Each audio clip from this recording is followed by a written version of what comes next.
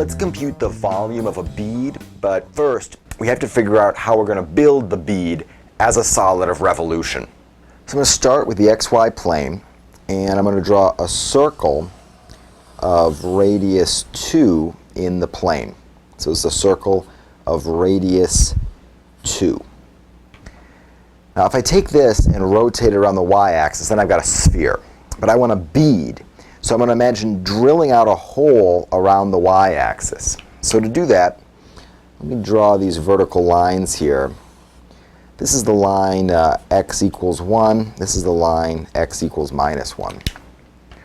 Okay, now if I just take the region in here and rotate that region around the y-axis, that gives me a bead.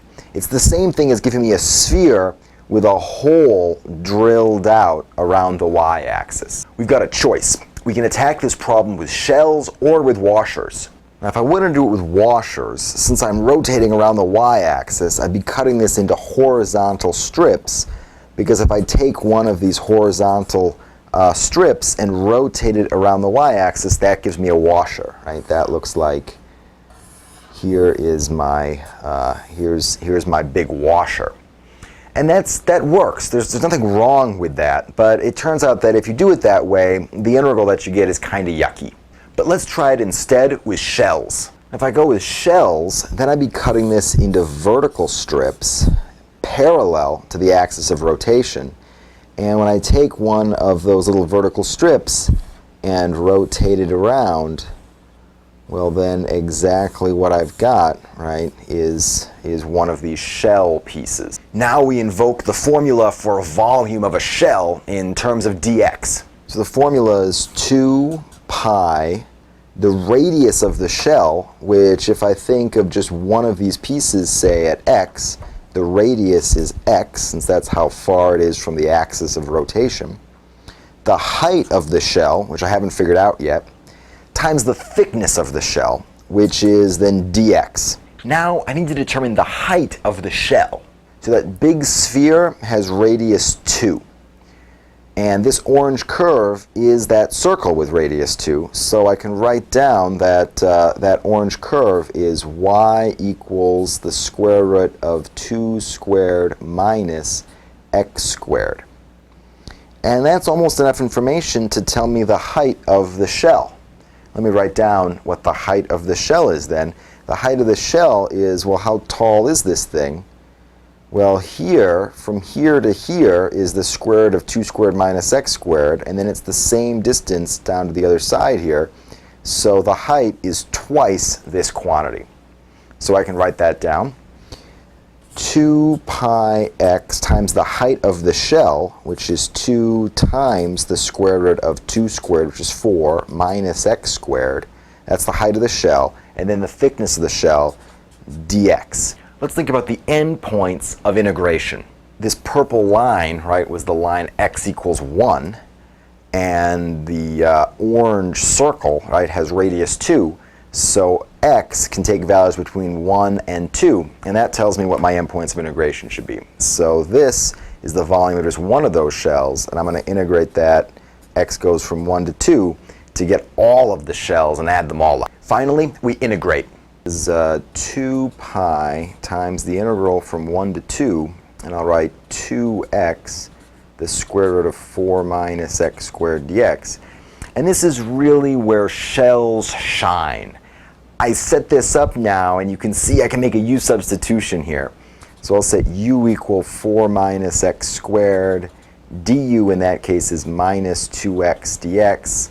I'll put a minus sign there and a minus sign there. Now I've got du square root of u.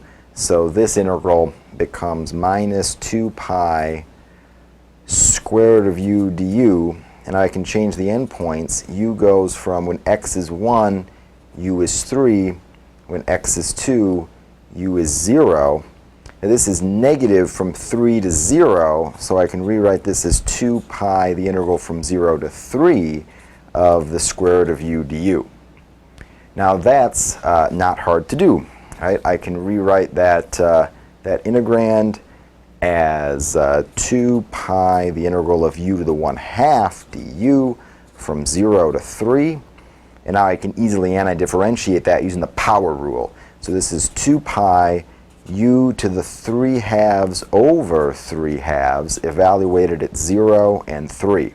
Now when I plug in 0, I just get 0, so my answer is whatever I get when I plug in 3. So the volume is 2 pi times 3 to the 3/2 power over 3/2. Now instead of writing 3 to the 3/2 power, I could write this as 2 pi over 3/2 times 3 times the square root of 3, right? That's the same as 3 to the 3/2 power.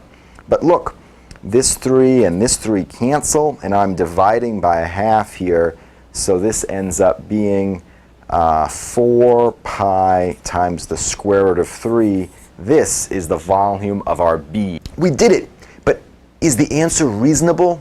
Well, to think about how reasonable our calculation for the volume of the bead was, we could think about how we built the bead. Right? We built this thing by starting with a sphere of radius 2 and then drilling out a tube of radius 1.